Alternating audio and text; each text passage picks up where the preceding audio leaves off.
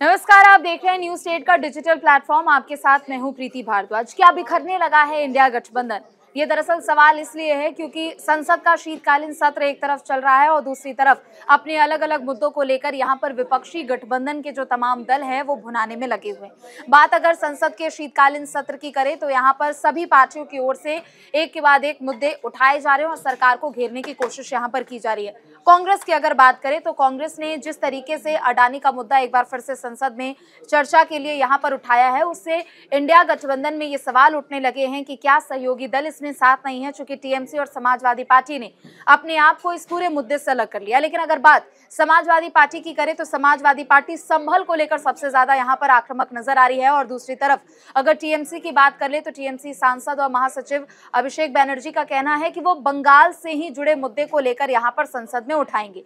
तो इंडिया गठबंधन जिसमें संसद के शीतकालीन सत्र को लेकर 3 अलग अलग रुख यहाँ पर देखने को मिल रहे हैं। हालांकि अगर संभल के लिहाज से बात करें तो टीएमसी की ओर से कोई इस पर अपना रुख साफ नहीं किया गया है, तंज जरूर कसा गया है सरकार पर। लेकिन दूसरी तरफ अगर बात सपा के सांसदों की करें तो उनका साफ तौर पर कहना है कि कांग्रेस सिर्फ और सिर्फ वहां फॉर्मेलिटी करने के लिए जा रही है। लेकिन जिस तरीके से संभल हिंसा हुई उसके बाद अडानी का ये जो मुद्दा है संसद में जोर शोर से उठाया जा रहा है और लोग विपक्षी सांसद भी यहाँ तक कि एक दूसरे के ऊपर ये आरोप लगा रहे हैं कि संसद में अडानी मुद्दे को लेकर कांग्रेस का स्टैंड कुछ और रहता है, लेकिन जमीनी स्तर पर वो संभल जाते हैं, फोटो खिंचवाने का वो काम करते हैं और आपस में ही उनकी ठनती हुई नजर आ रही है। देखिए, सरकार बने हुए महज 6 महीने ही हुए हैं और इस बार एक बार फिर से ये बातें उठने लगी है कि क्या चुनाव के बाद अब सब कुछ इंडिया गठबंधन में ठीक नहीं है।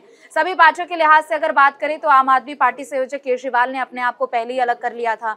हरियाणा चुनाव उन्होंने अकेला लड़ा और दिल्ली में होने वाले विधानसभा चुनाव को भी लेकर वो कह रहे हैं कि हम अकेले ही लड़ेंगे। यूपी उपचुनाव के संदर्भ में यहाँ पर बात करें तो समाजवादी पार्टी ने एक भी सीट कांग्रेस को नहीं दी, जिसके कारण कहीं ना कहीं फिर इस तरीके की बातें उठने लगी कि क्या अब सपा और कांग्रेस के बीच में भी यहाँ पर तालमेल नहीं बैठ रहा है। जो कुछ भी था वो सिर्फ 2024 के लोकसभा चुनाव के ही लिहाज से था।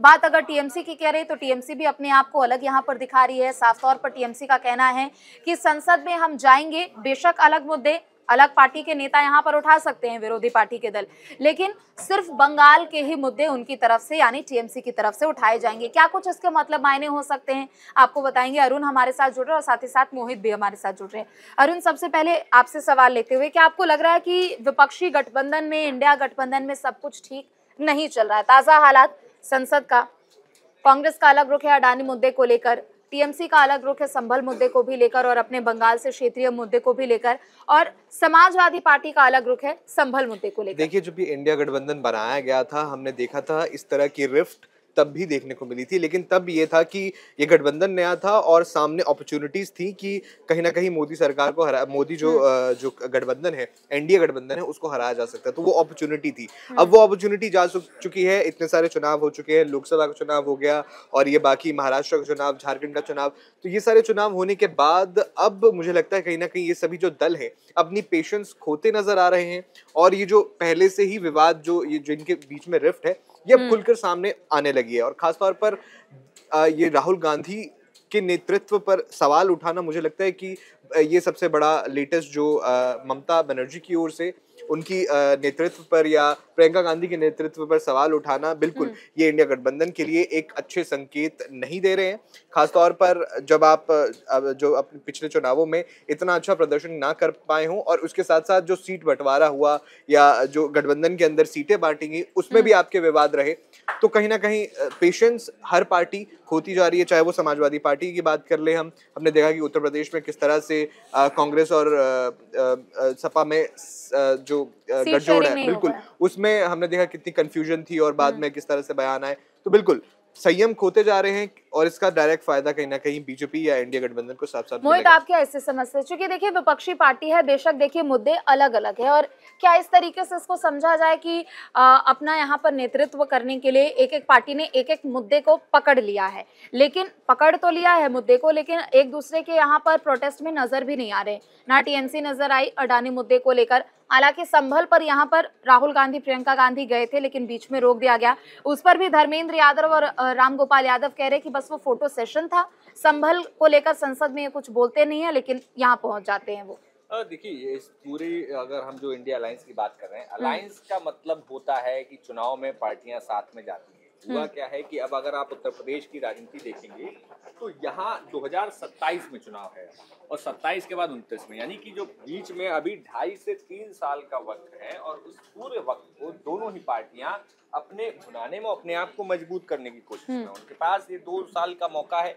उसमें समाजवादी पार्टी, उसमें कांग्रेस चाहेगी कि 2 साल में कांग्रेस पार्टी खुद को उत्तर प्रदेश में खड़ा कर लो। इसी को लेकर अभी हाल ही में किसी वेणुगोपाल की तरफ से चिट्ठी जारी की गई कि उत्तर प्रदेश की सभी इकाइयों को भंग किया जाता है। हाँ। इसके लिए यानी कि दिख रहा है कि कांग्रेस पार्टी उत्तर प्रदेश में फिर से रिवाइवल वाले मोड में आ रही है। इसके बाद अगली बात आती है समाजवादी पार्टी। समाजवादी पार्टी ये बात बहुत ध्यान से देख रही है और समझ रही है कांग्रेस किस तरीके से और किस वोट बैंक को लेकर कांग्रेस अपने आप जिन लोगों को आकर्षित कर रही है वो चीज समाजवादी पार्टी बखूबी जान रही है। क्योंकि अगर 2027 में समाजवादी पार्टी को आना है तो कांग्रेस को कहीं ना कहीं उन्हें रोक के रखना पड़ेगा और इसी बात को लेकर अब यही जो मुद्दा है, यही जो एक अंडरलाइन है, इसी को लेकर दोनों ही पार्टियों में अब जो खींचतान है वो होती हुई दिखाई दे रही है। इसी का परिणाम था जब राम गोपाल यादव कहते हैं कि आप संभल में जाके वहां पर सिंपैथी गेन करना चाह रहे हो, लेकिन संसद में मुद्दा नहीं उठा रहे। बिल्कुल, लेकिन चलिए ठीक है, वो पब्लिकली वो नहीं बोल रहे एक दूसरे के ऊपर, क्योंकि अब तो एक ही गठबंधन के हिस्सा है। आपस पे अगर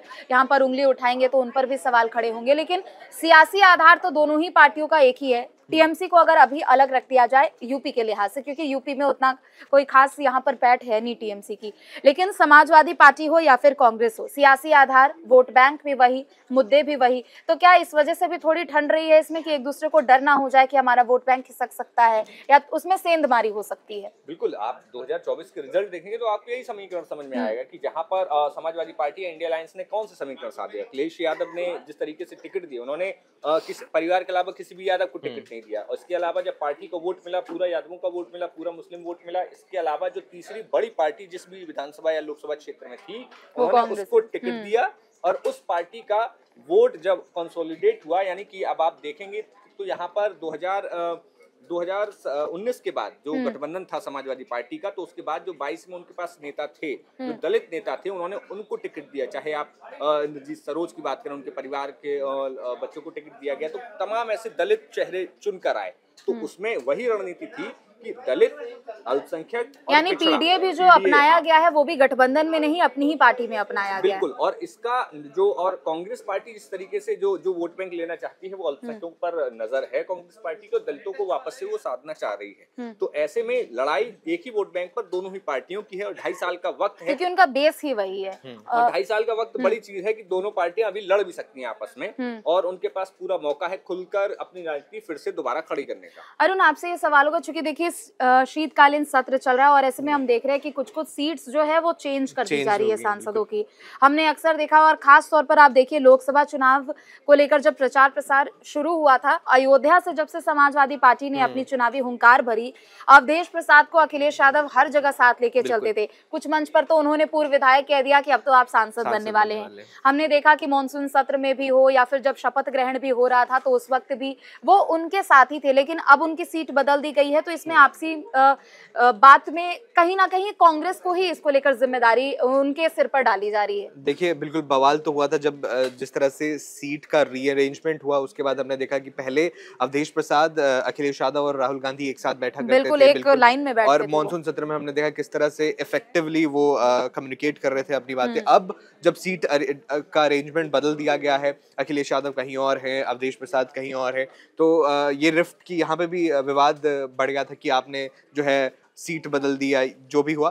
तो मुझे लगता है कि कहीं ना कहीं संकेत है कि इंडिया गठबंधन में सब कुछ सही नहीं है। और हमने देखा जैसे ही ममता बनर्जी का यह बयान सामने आया कि मैंने ये गठबंधन बनाया और मैं इसे लीड कर सकती हूँ, तो बिल्कुल आप देख रहे हैं, आप सीधा टारगेट कर रहे हैं जो हेल्म पर है राहुल गांधी, प्रियंका गांधी। आप देखिए कि गठबंधन चाहे जिसने मर्जी बनाया हो, समाजवादी पार्टी या जो आरजेडी है, आरजेडी के संयोजक तो नीतीश कुमार थे, वो निकल गए। अब आरजेडी की ओर से कहा गया नहीं, लालू यादव उन्होंने सब लोगों को मटन पार्टी देकर मिलवाया, मनाया और बाकायदा गिफ्ट में आम दिए गए थे, मालदा आम। वहाँ से सारे जो भी खातिरदारी बहुत हो रही थी, अच्छा वहाँ पर उनके तरफ से अरेंजमेंट किया, लेकिन वो उनको उन्होंने अपने आप को अलग कर लिया और बढ़िया अब मोदी सरकार और अब जैसे ममता बनर्जी दावा कर रही हैं कि मैंने बनवाया तो हम इसका नेतृत्व लेकिन वो भी तो कर एक सकते बात हैं। तो ये भी है कि चलिए टीएमसी अगर अलग है, लेकिन अगर दावा कर भी रही है तो आप देखिए कि पहले तो वो आती नहीं है, एक दो मीटिंग्स में वो पहले पहुंची नहीं थी, फिर वो कहती है कि अगर सरकार इंडिया ब्लॉक की बनती है तो बाहर से समर्थन करेंगे। देखिए अब और जैसे ही जब हमने देखा लोकसभा के जब रिजल्ट आ रहे थे तो वो झट से कूद पड़ती हैं कि वो तो एक गठबंधन का हिस्सा तो देखिए है। उनका बयान देना इसलिए भी महत्वपूर्ण हो जाता है कि आगे देखिए चुनाव कौन से आने वाले, वेस्ट बंगाल का चुनाव है, दिल्ली का चुनाव है, बिहार का चुनाव है। ये सारे चुनाव बहुत इंपॉर्टेंट हैं और बहुत इंपॉर्टेंट राज्य है, खासतौर पर ममता बनर्जी के लिए, जहां उनका लोकसभा चुनाव में भी प्रदर्शन कुछ खास रहा नहीं। बीजेपी लगातार वेस्ट बंगाल में अपनी जो है पैठ बढ़ाती जा रही है और कहीं ना कहीं खतरा ममता बनर्जी को है। और इस तरह से जिस तरह से इंडिया गठबंधन का रुख रहा है सीट बंटवारे को लेकर या जितने भी मुद्दे रहे हैं, मुझे नहीं लगता कोई इफेक्टिव डिसीजन लिया गया। हमेशा असमंजस की स्थिति रही। महाराष्ट्र में देख लीजिए आप, सीट बंटवारा जब हुआ तो पहले बोल दिया गया कि हाँ इतनी सीटों पर चुनाव लड़ेंगे, बाद में सब पार्टियां दावा कर रही हैं सब पार्टियां 100 सीटों पर चुनाव लड़ेंगी। तो देखिए नेतृत्व में चेंज लाना मुझे भी लगता है कि बहुत जरूरी है इंडिया गठबंधन के लिए, खासतौर पर जब आपकी घटक दल जो है विरोध कर रहे हैं लगातार। टकराव की बात है, जब आपकी राइवलरी अपने घटक दल से होगी तो हाल ही में एक अखिलेश यादव का बयान मुझे याद आ रहा है, जो अभी उन्होंने हाल ही में एक इंटरव्यू में कहा है कि भाई कांग्रेस बहुत चालू पार्टी है। हाँ। और उसमें भारतीय जनता पार्टी जिस तरह कांग्रेस जो है वो खत्म हो गई और वही काम भारतीय जनता पार्टी है और वो भी खत्म हो जाएगी। यानी कि आप जस्ट 10 से 12 दिन पहले का वो बयान है और आप ऐसे स्थिति में कांग्रेस पार्टी को बिल्कुल टारगेट करके बयान दे रहे हैं, तो वो दिखाता है कि गठबंधन में वोट बैंक का भी वो डर है। और संभल के लिहाज से ये डर एक तरीके से हम कह सकते हैं कि लाजमी भी है, क्योंकि कोर वोटर्स ही उनके वही रहे हैं, चाहे वो समाजवादी पार्टी की बात हम कर ले, कांग्रेस की बात कर ले, और टीएमसी का बेस भी वही है। वेस्ट बंगाल में भी देख लीजिए आप, कांग्रेस और टीएमसी में दोनों ठनती है और खास तौर पर जो वहां के कांग्रेस के नेता हैं वो भी लगातार ममता बनर्जी पर हमला करते रहते हैं और जो लोकल लीडरशिप है वो एक दूसरे से बिल्कुल एक दूसरे के अगेंस्ट में है। तो कहाँ वहां पर गठबंधन कैसे काम करेगा ये सवाल है। इसीलिए मुझे लग रहा है कि ममता बनर्जी चाहती हैं कि उनके पास जो है इंडिया गठबंधन की बागडोर आए और अपने तरीके से वो सीट बंटवारा करें और अपने तरीके से वो इस गठबंधन को आगे चलाएं, ताकि उनको वहां पर नुकसान ना हो वेस्ट बंगाल में जहां उनका स्ट्रॉन्ग होल्ड है। चलिए, बहुत बहुत शुक्रिया आप दोनों लोगों का।